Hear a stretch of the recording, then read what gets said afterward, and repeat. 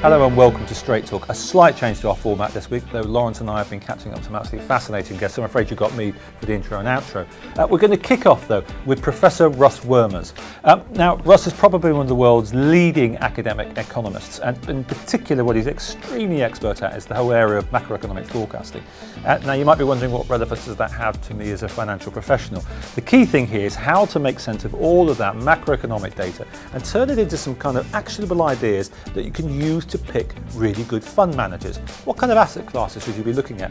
And how do fund managers perform in different macroeconomic circumstances? Do some fund managers do well when inflation's rising? Others do well when inflation's falling? Well, we caught up with Russ earlier on this week. Russ, it's quite difficult for advisors, I think, and finance professionals when they look at the kind of blizzard of economic data out there. You know, barely a day goes by without some big macroeconomic piece of data from the UK, US, or Europe coming out. It's quite difficult to make sense of it and understand how that should inform your investment process. Because, you know, how do we know where we are? We keep getting told, you know, you should maybe look at investing using the business cycle, but how do you know where you are on the business cycle? Are we at that bit? Do you know what I mean? How do you make sense of all this macroeconomic data and actually build it into a sensible discussion, say, with a client or with a, I don't know, discretionary fund manager you deal with? So I think you have to be very disciplined about this. I think there's a huge temptation to overuse daily information. All of these little signals come out. They all have a piece of the truth in them, David. But there's a huge temptation for financial professionals to read too much into the tea leaves. And so you have to resist that, I think. So I think the kind of the best answer to that is to have a real good handle on what the academics and what the scientific evidence brings to this question of what types of macroeconomic data really does matter. What are the underlying things that matter? That begs the question that there are bits of economic data that really do matter then. So there are presumably not just individual bits, it's a combination of them, isn't it? So there are, but if one was to build an investment strategy around certain key measures and then trying to build that into portfolio, it can work. I think it can, yeah. They're basic, we've shown that at Parala. They're basic macro variables that capture different things about the economy, different aspects of the economy, where it's been, where it's headed, what are the various combinations of influences from these different macro factors. Do they look like any time in the past history, recent past, distant past, and how did things work out during those historical periods? And Russ, can I ask you, what does academia bring to the sort of world of sort of fund management? Because lots of old sort of dyed-in-the-wool fund managers would go, well, it's all about instinct, it's all about my experience. That's how I know where I am in the business cycle. That's how I know to value stocks accordingly. But clearly you come from an academic background, and you'd make a case that academia can help teach investment professionals. Yeah, I think there are two, Lawrence. There are two things here that one has to keep in mind. The part of investment management that is security selection. This is definitely, for the most part, something that is driven by somebody, a fund manager who understands intuitively, has a intuitive model in his or her head about what is it that makes that company valuable. So there's no doubt those guys are right about that. The thing that they don't really know how to do is how to handle kind of all this macro information, how to use that in an optimal framework to forecast. Both are they in the right sectors with their security picks, and also are they in the right securities for that macroeconomic condition. So this is where the scientific evidence from academia can help a lot. So you think it's possible to take the economic scenario, say, from the 1980s and take the lessons from there and extrapolate it forward, given a sort of certain environment going forward? To some degree. You don't want to overuse things that have happened that far in the past, but to some degree you want to. And it's actually a little bit more complicated than that, because you will not find in the 1980s any type of condition that corresponds to today's combination of macroeconomic conditions. What you try to do is you try to triangulate what's out there today. Low short rate, flat term structure, things like this. You try to find a combination of time periods in the past, triangulate those together statistically, into kind of a here's a what if scenario Right. of if you combine this piece of this time period, this piece of this time period, maybe we can get a handle on what might come next. But what's interesting there, though, is that a lot of advisors have been trained to sort of look at fund managers and just go whether or not they're in form or out of form. Either their stock picking is very good or their stock picking is very bad. But what you're saying is that you might have somebody who's a great stock picker and is actually doing pretty well, but is pretty lousy at observing those macroeconomic signals. And in fact, that's sort of eating away at their clever stock picking. So what you're saying is that managers sort of have to look like a Janus face, look a couple of ways. They've got to look at what they do, but they might get that, how they interact with the business cycle, completely wrong. And you need to think about that. Yeah, some of it is the institutional structure of the money management industry and how it's evolved over the last 20 or 30 years into increasing specialization. So we used to have fund managers who were called balanced managers who could invest in bonds, they could invest in stocks, they could invest within the stock market in all kinds of industries. We've increasingly gone to very specialized fund management where you have an expert in large cap growth stocks, an expert in emerging market bonds, for example. This has made the specialist not in charge of making these tactical decisions. So the guy or person may have special expertise in large cap growth, but that's not going to help you if large cap growth in general is going to perform poorly. So kind of the example I like to bring up is during the tech bubble, you really needed to have an active manager who was good at picking tech firms. You didn't need a durable goods manager during the tech bubble. You needed a tech manager, a good tech manager, to really exploit that, because there was a lot of difference in which tech stocks were going to survive the downturn. And indeed, the tech managers, either made big or they crashed. During the financial crisis, you need a manager who has expertise in financials. So it's not really doubting that the manager has abilities in a particular area of the market. It's just, when are those abilities most useful? That's where the macro variables come in handy, is picking your managers at the right time, because they're all specialists. But presumably, in the UK, we have a lot of discretionary fund managers now who've emerged who will have whose job it is to navigate their way around. Is it time to have more tech fund manager? Is it time to have more durable goods fund manager? Presumably, those discretionary fund managers, asset allocators, because that's what they are in reality, presumably one would probably need to measure them against these key kind of their ability to be able to allocate across different asset classes based upon where we are in the business cycle. Presumably for them, it's even more important to their skill. I agree. I think these quantitative measures, these scientific approaches to asset allocation have been vastly underused among consultants and among discretionary asset managers in the entire world, US and UK, as well as elsewhere. Should advisors, instead of going, oh, well, this DFM charges not very much, or has access to some really interesting funds, should they actually be saying, well, how good is that DFM based upon their sensitivity to a business cycle or to sensitivity to the economic cycle? Is that something they should be asking now? Maybe so.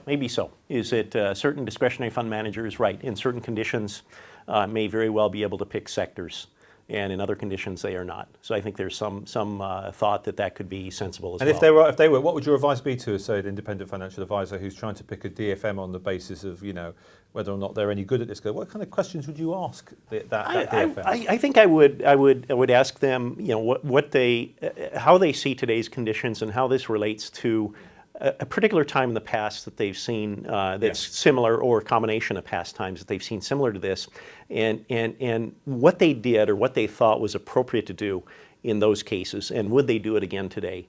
I would prefer to use a quantitative model, but if all you have access to is to ask a few simple questions of your DFM, then I think you want to ask him. You want to get into the guts of, does this manager really understand what's going on today with macro influences, with the economy? So for instance, if your particular view is that we're going to have low growth, low inflation, if that's your particular view, say, you might ask, when in the past we had those circumstances, what sectors did well, what assets did well, and I suppose if your DFM went, well, I don't know, then you'd have a bit of a problem.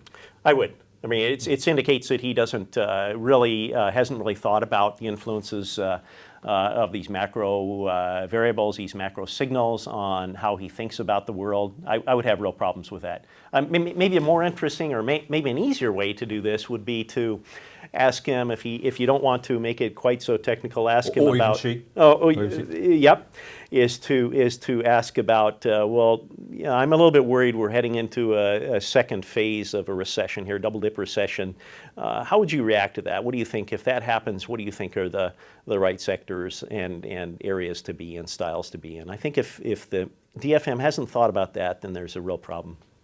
Now, the sort of the Parala model is being used. Your investment advisors to a sort of new UCITS 4 fund, which is sort of launching. How is the model being applied to be used within a sort of fund structure? Yeah, so what we're doing with the Parala Global Macro allocation model is we are taking a set of asset classes globally, and we are using macro variables, a sensible small list of macroeconomic variables, and we are using these in a scientific approach with a statistical model.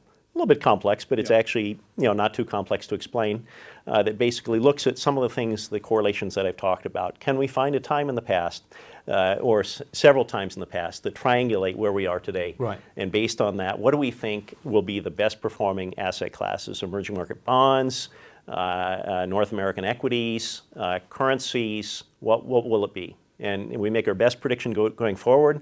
We try to control for the fact that we aren't perfect crystal ball forecasters in the future. So there's some risk control on this, but it's in essence a very simple model that forecasts forward based on what's happened in the past. Okay. And also the model is behind a new research offering that looks at fund managers called Pure Research. So is that then saying that what the model is, it gives you an idea of how a manager might perform in a certain scenario going forward? Correct. So as I mentioned earlier, you want a manager in financials during the financial crisis. So what our model for Pure is designed to do is to give the investor the best possible chance of choosing a subset of the managers who have the requisite skills for today's business climate. Yeah. And our model will tell us that. It will say, not with perfection, of course, no model is perfect, but it will tell us these are the 10% or the 5% of managers that we expect to have the most useful skills during this part of the business cycle. Yeah. And if the investor can at least narrow down to that, then that's really helpful. They can avoid some areas of the market where an active manager is unlikely to possess skills in this current business climate. We're not doubting that active managers can do well at some point, but it's just who are the timely managers to invest in now? That's what the model tells us. Trying to sort of quantify or I suppose discriminate between the skillful and the lucky fund managers. That's a great way to put it. And I've done a lot of research on skill versus luck. Yeah. But the main thing to remember about this is that skill is not enduring. What I found in all of my research, and other people have found in their research, is that a skilled active manager really can only maintain performance for about 3 years, maybe 5 on the outside. Yeah. And then the business cycle changes so that manager's sector of the market or his or her skills are not as useful anymore because the market has changed. But presumably they could come back in again. I mean, they could come back in again. 2 or 3 years later, their skills could re-emerge again. Absolutely. But what you're saying is they're unlikely to be like Bill Miller, even in the United States, who did actually do 15 years where he was beating the market. That doesn't sound very common. No. I know Bill, and I think he is a good stock picker, but I think there was a point in time where Bill's skills were sort of out of favor, if you want to put it that way. When the financial crisis hit, it just wasn't a good time for his stock picking skills. But 15 years is rather long. 15 years is very good. 15 years is very good. What, did you research into sort of what effectively happens after 3 years? I mean, do the managers get overconfident to simplify it, that their way of looking at the market is going to be correct because they had 3 years of good performance? A couple different things come into play. Well, the first thing that comes into play is that investors have chased their funds get too big. It becomes harder to manage, and they have trouble refusing assets. The second thing that happens is that usually in a 3 to 5 year period, macro conditions, business conditions have changed. So the person who was good at analyzing Nokia in 2000 may not have the same skills at understanding Apple and the movement toward digital devices, portable devices 5 or 7 years later. That's kind of the key idea. And as David says, though, those managers can sometimes do actually come come back into to their own in performance terms.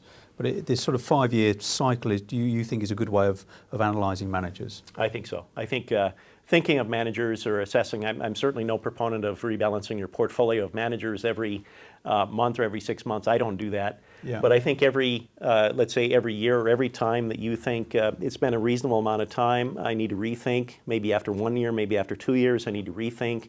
How has the business climate changed in the time since I last visited my portfolio 12 or 24 months ago? And how does that affect my outlook for which class of manager? Am I in the right managers? Am I still into Bill Miller when maybe I should be lightening up on that exposure? Yeah. And keep him in my back pocket for a later day when he comes back in favor. So final question, I guess. If you were giving a bit of advice to a professional advisor, or one of their sort of investors, how often would you look at your portfolio? How often would you sort of be looking to turn over the underlying managers that you've got in that portfolio? Well, I think the data seems to indicate 6 months at the most. Every 6 months, take a look at your portfolio at the most. Yeah. These macro variables tend to move slowly. That works in the favor of the investor, because the investor doesn't have to look very often. Things are not going to, reliably change. Now, if there's something that happens very quickly, let's say that we do have another round of quantitative easing or a tapering, an announcement about tapering in September, then I think it is important for the investor, the professional investor or advisor, to take another look at the portfolio. But in the absence of a swift change like that, I think that just revisiting how conditions look every 6 months or so is more than adequate, maybe even just once per year. But I suppose just speaking, last point here, but I suppose if you're a contrarian who's very patient, who's willing to sit through 10, 20 years, maybe you should maybe do it less often, because absolutely, because otherwise you might be constantly trying to chase, constantly every couple of years, trying to chase key economic turning points. But surely there's also an argument for just being bloody patient and just saying, well, look, I happen to think that, particularly value contrarian investors might do well, but they might do badly for a few years and then they might do well. But over the long term, that might produce superior returns. There is an argument for that school, which I suspect is not particularly mainstream, because actually you have to be bloody patient and very consistent and willing to be contrarian. But that could work as well, could it? It could, I think, but that's a very low frequency signal.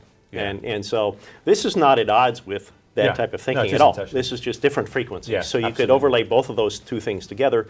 You could say, I'm going to be a contrarian, I'm going to maintain a contrarian return bent, I'm going to key in or stay with more value-ish stocks and sectors, but within that I'm going to rotate among sectors and rotate among stocks or managers. Yeah, so it could be a consistent strategy with both things, just different frequencies.